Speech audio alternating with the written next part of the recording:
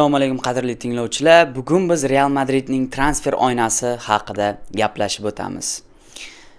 Boshidan boshlaymiz. Real Madridning birinchi transferi deb endi men o'ylayman, bu Ibrahima Konate. Konatening transferi Real Madridga o'zi kerak edi. Konate oldingi yoz ham o'tishi mumkin edi, lekin oldingi yoz o'sha Liverpool bilan kelishamanmi nimadir bo'ldi, xullas shartnomani uzaytirmoqchi bo'ldi. Bilsangizlar, mana shu maygacha Konate Liverpoolda qolaman deb shunaqa ketayotdi-ki, birdaniga bombadek Konate Realga o'tadi deb hammaga e'lon bo'ldi. Endi men o'ylashim uchun nima bo'ldi? Konatega Real Madrid mana shu shartnoma bergan, Konate ko'proq so'ragan, keyin Liverpooldan ko'proq so'ragan. Liverpool bilan kelisha olmaganidan keyin Real Madridga Real Madrid mana bu shartnoma senga biza masalan senga ko'proq bermaymiz, adashmasam 10 millionmi shunaqa 10 milliondan ko'proq bermaymiz senga deb, xullas Konate masalan 15 million so'ragan bo'lsa, Real Madrid 10 million faqat beraman degan, shu bilan Konate Liverpool bilan gaplashgan, menga ko'proq beringlar deb, lekin Liverpool ham daji yo'q degan. Shuning uchun Real Madridga shartnomasiga rozi bo'lib Real Madridga o'tdi.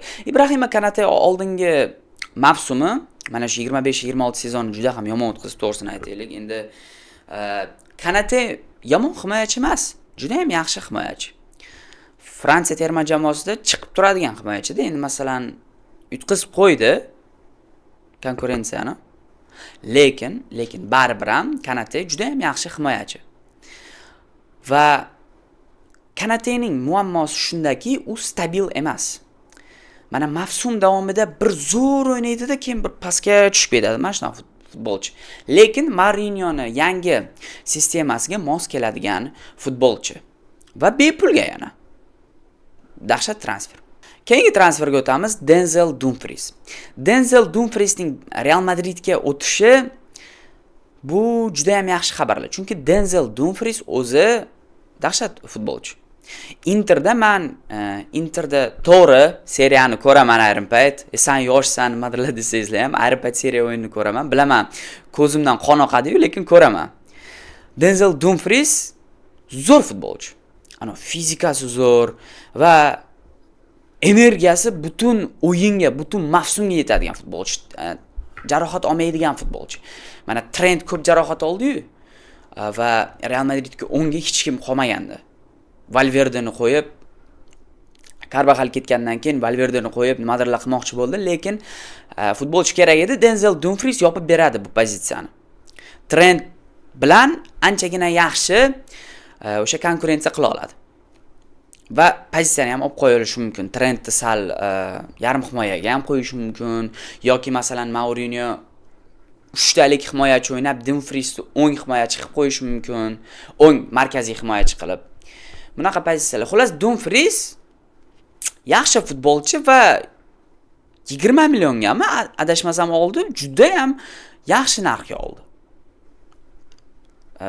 Dumfriesga yana ko'proq aytishim mumkin, lekin Dumfries hamma tushunib turibdi. Keladi. Menimcha endi Trentni olib qo'yadi pozitsiyani. Trentni ko'proq mana shu yarim himoyaga tortadi Mourinho. Chunki Mourinhoning fullbacklari mana fizikasi yaxshi bo'lishi kerak. Trent esa unaqa futbolchi emas. Himoyada va o'zi umuman himoyada ham, hujumda ham yaxshi o'ynab bera olishi kerak. Balansirovanный futbolchi kerak. Va imенно Dumfries shu narsani qilib bera oladi. Shuning uchun Dumfries ham dahshat transfer, to'g'risi. Shunda himoyadagi ikkita muammoni yechmoqda va uchinchi muammosini ham yechdi Real Madrid bu yoz. Marc Cucurella 50 millionga Chelsea dan. Marc Cucurella prям bu endi yozni transferi desa ham bo'ladi. Chunki bunaqa jahon chempionati o'tkazgandan keyin 50 millionga Chelseaga farqi yo'q. Lekin bunaqa narxga top futbolchini sotib olish dahshat. 50 millionga. Jahon chempionatining eng zo'r chap himoyachisi. Marc Cucurella o'zi umuman men ko'rgan eng zo'r himoyachilardan bittasi. Nimaga? Marko Kukurella ham hujumga ham zo'r qo'shila oladi. Himoyada ham dahshat o'ynab bera oladi. Kerak bo'lsa, markaziy himoyada ham o'ynab beradigan futbolchi. Va nima deydi uni? Mana Trent nimasi yomon? Trent mana sal kaprizroq futbolist. Mana ayrim payt yoqmaydi, masalan, himoyaga qaytish yoqmaydi, unday qilish yoqmaydi. Marko Kukurella esa nabaroti. Prям 90 minut Dumfries'ni chapdagi variantida.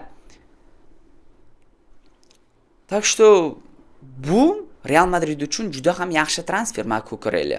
Kukurellaning men oldingi mavsum salgina o'ylayotgandim, lekin imini Jahon chempionatidagi o'yini meni lol qoldirdi.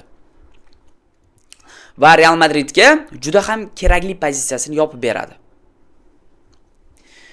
Bu himoyadagi problemalarni yopib qo'ydi hozir, muammolarni. Plus yana bitta bor.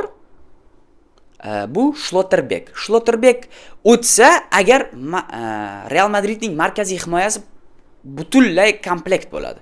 Butunlay umuman hech kim sotib olish kerak bo'lmaydidek, mana shu 2-3 yil davomida mana shu yoz butun himoya problemalarini hal qilib qo'yadi. Agarda Nico Schlotterbeckni olsa, Schlotterbeck 60 yo 50 millionga sotib olinadi. Lekin Schlotterbeck Real Madridga o'tishi haqidagi xabarlar pastga tushib ketdi nimagadir. Unchalik hech kim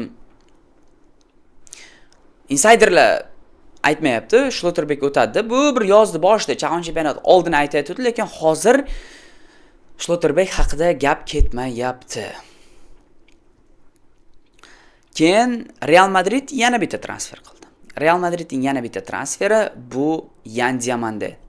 Men Real Madrid transfer qildi deyman imенно Diamandeni. Nimaga? Diamande chunki o'tadi Realga, faqatgina o'sha agent problemalarini hal qilish kerak bo'ldi.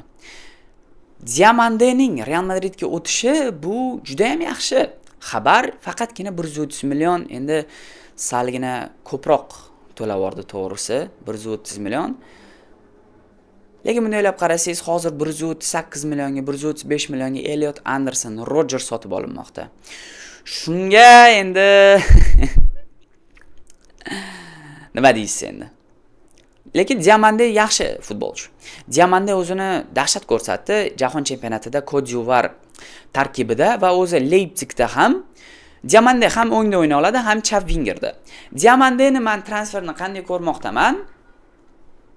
Vinicius agarda ketsa, bilmadim ketadimi yo'qmi, lekin men 60% ketadi, 40% qoladi deb o'ylamoqdaman hali. Vinicius shartnomasini uzaytirmasdan, o'sha 27-yilgacha shartnomasini uzaytirmasdan bu yoz Arsenalga ketsa, Diamande shunday mana o'rniga turadi bo'ldi. Mana shu Mbappeni yoniga chap winger sifatida Diamande juda ham yaxshi o'yna oladi va unda kelajagi bor futbolist xullas. Bilaman qimmat, lekin kelajagi bor futbolist. Agarda Vinicius qolsa ham o'ng wingerda o'ynab beradigan Diamande, unga masalan farqi yo'q, o'ngda o'ynaydimi, chapda o'ynaydimi. Viniciusga faqat chapda o'ynash kerak, o'ngda o'yna olmaydi.